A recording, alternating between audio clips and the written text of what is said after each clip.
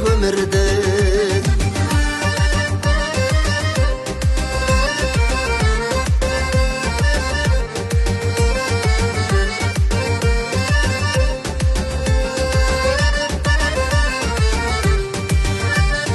Бұл күнді күттім асығып, жасадым тойды шашылып, жаманы болса жасырып, жақсымды жүрсе асырып.